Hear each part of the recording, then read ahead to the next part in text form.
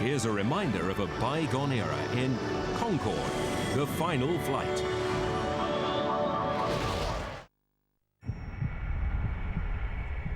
It symbolized a time when anything that could be done would be done. A unique fusion of art and commerce. It redefined speed, comfort and luxury in titanium, leather and champagne. And the roar of its passing would be heard around the world.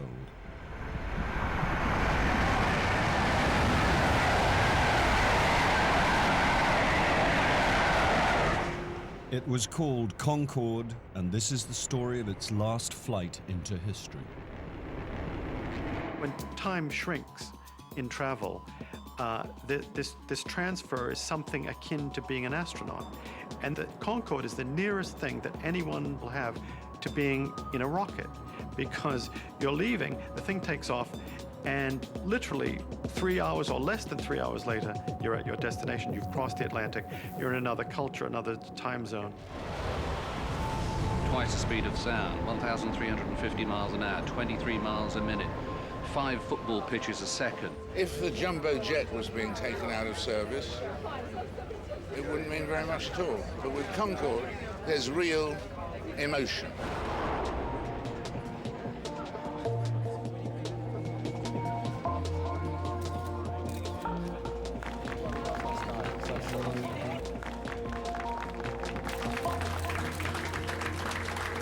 Tremendous honor and privilege today to welcome you to Concorde's last flight ever. It's a bad decision. I don't care if it loses money. This is something which Britain should be proud of. It's something the world should be proud of. And this is a step backwards in history, not a step forward.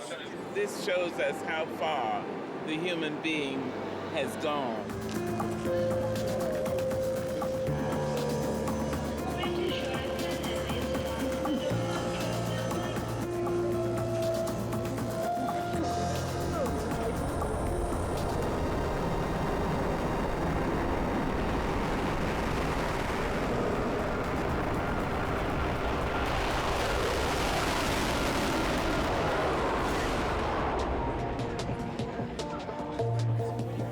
A byword for unattainable luxury, supersonic travel was the ultimate cornerstone of the jet set.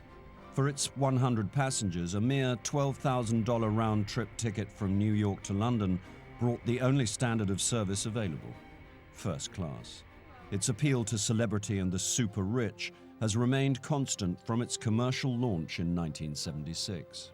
Flying at Mach 2, sole operators Air France and British Airways tapped into their passengers' desire for glamour expressed in superhuman terms, that of speed, time-shifting, and exquisiteness. Well, British Airways invited us to be on this historic last flight of the Concorde, and I thought, well, this is the last time we're going to get there in 3 hours, so let's go. We're going to take you to the edge of space, where the sky gets darker, where you can see the curvature of the Earth, faster than a rifle bullet, 23 miles every minute. We're going to travel so fast, we're moving faster than the Earth rotates, and the world will be watching us.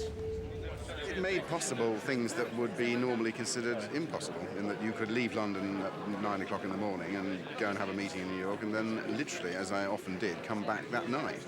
So this service is going to be hugely missed by business people.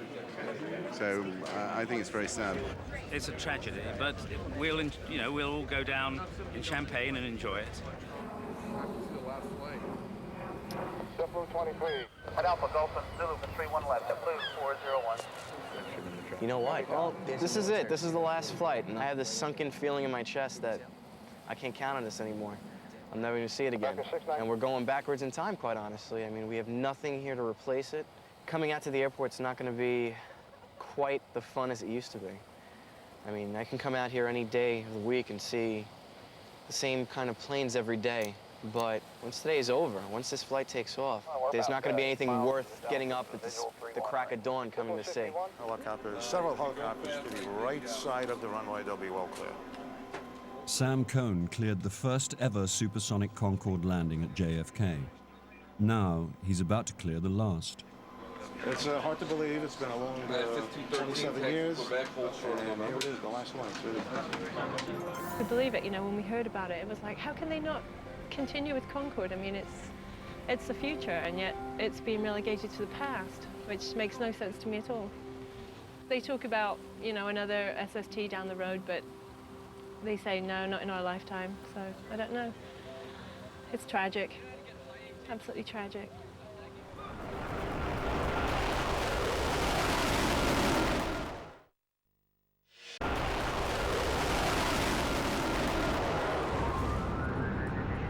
Concorde was born of the age of adventure and unshackled human spirit.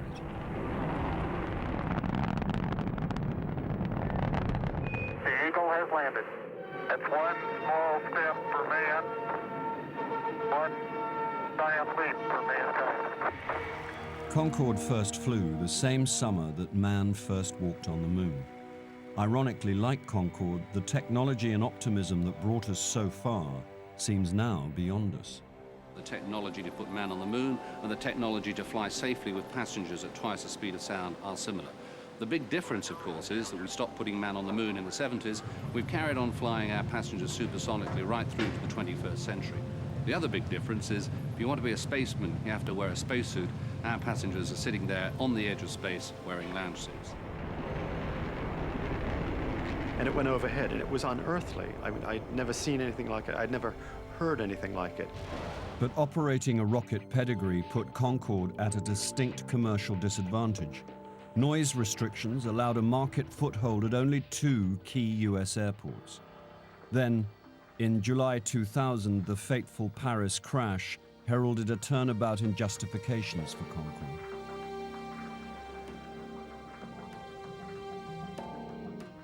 In early 2003, the decision was made to take Concorde out of service.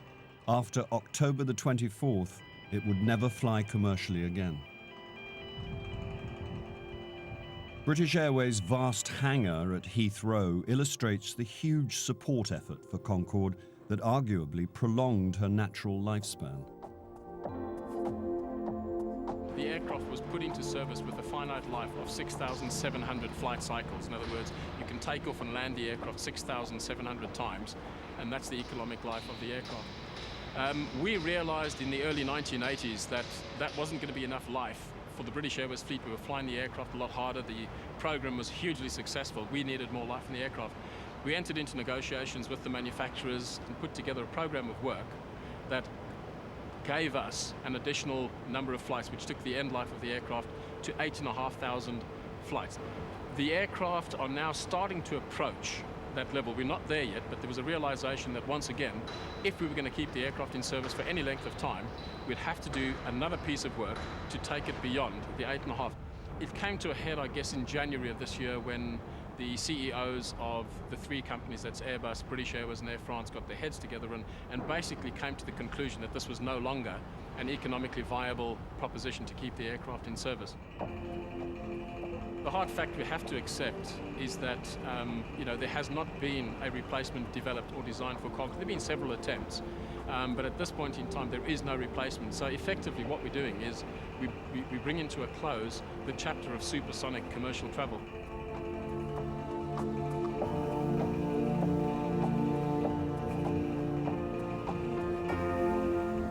The world is going to lose something quite significant when Concorde retires. We're actually drawing to close a chapter, a significant chapter in aviation development. I think it's symbolic. It's a time that's retiring. It's a spirit that's retiring. We always knew that Concorde would retire one day, and we've come to that time, perhaps a little earlier than we anticipated. A number of reasons for that. Firstly, the number of business people who want to travel on Concorde has reduced. As the general economic climate in the world has turned down, as we've had SARS, the Iraq War, in the UK, foot and mouth disease, a number of things have led to big companies deciding to downsize their travel budgets, to reduce the number of options available to their premium clients. At the same time, the manufacturers, Airbus, came along to us and said that in addition to the budgeted maintenance requirement, we were going to need to spend an additional 60 million US dollars over the next 2 years. Some of that was Concorde specific, but most of it was related to changes that are made to all aircraft. New flight deck doors, new avionics, new systems, new security measures. So we were faced with a double hit. And so that got us to the position where we decided that the time had come that Concorde should retire.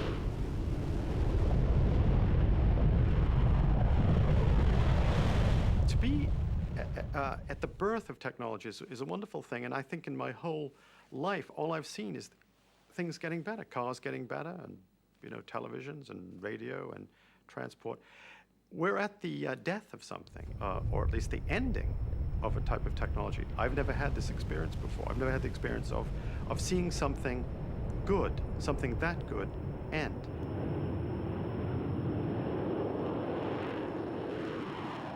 Who knows what the future may bring, but at this point in time, there is nothing on the cards to replace it. So what we're doing is we're stopping the concept of people being able to cross the Atlantic in 3.5 hours, do a day's business, and be back in time for dinner at night.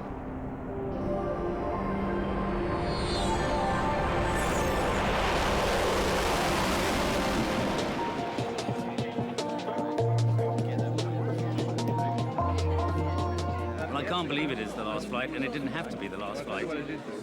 First and foremost, the plane could have gone on 5, 6, 7, 8 years. There was demand, as you will see from the last commercial flights that have been flying. But basically, if you can't get the spare parts, which the French now said they're not going to provide, you can't fly a plane. It's like not getting spare parts for your car. You couldn't drive the car. And so tragically, today is premature. But above all, it's losing the opportunity to be in 2 places at once. With Concorde, as long as it was going, you could be in London at 10 o'clock in the morning and in New York at 10 o'clock in the morning. I think the human race has always strived to do things better and greater and quicker. And the designers that thought of Concorde and brought it to fruition were really very, very clever people. It's a tribute to them that the aircraft has worked without modification so well for so long. It really is a clever piece of engineering to be able to carry people so quickly across the Atlantic. This is a brilliant machine. This was flying before the advent of the microchip era. They didn't even have pocket calculators when they were designing this aeroplane. It was designed using a slide rule. So it hasn't got a high degree of automation. What computers it has got are analog, not digital. The men and women who put together the idea of an airplane that would go 1,400 miles an hour and be a plane for human beings are the same people who could have written poetry.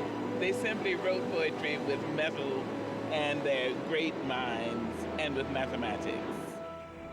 What compelled such devotion from so many people? Was it the promise of luxury redefined through speed? Each girl has a complete wardrobe in pale blue and in navy blue. Was Concorde a symbol of celebrity that reflected light back on our more ordinary world? Or was Concorde an experience that simply could not be defined? I will never forget it because it was mid-January, it was freezing cold, 7 o'clock in the morning. Drove into work, 4 hours later I had a rum punch in my hand and I was on the beach in Barbados. Amazing. But I remember sitting on board the aircraft with a small window, and the first thing that came to me was my meal tray with a pot of caviar, a glass of champagne, and I thought, this is living. It was just very exciting from the time you checked into the lounge until you stepped off at the other end, wherever that other end happened to be. When you ask the regular Concorde passengers, they'll tell you it doesn't really matter how much comfort and style you put in the aircraft and what in-flight entertainment you have. The one thing you can't give them back is time. 3, 2, 1, now. What was it like to fly Concorde? Following its final months as a supersonic commercial service, the ultimate sensation of speed, it seems, is the hugest source of pride. Equally mourned and celebrated by Concorde aficionados. You're actually sitting there, unleashing the power of 4 Rolls-Royce engines with afterburner. Maximum thrust. It's a sensation I'll never forget. As it will never be again, rocket-type thrust is the story of Concorde. There was a time when the need for speed was a cultural imperative. It was just after the Second World War that people started thinking in terms of traveling faster than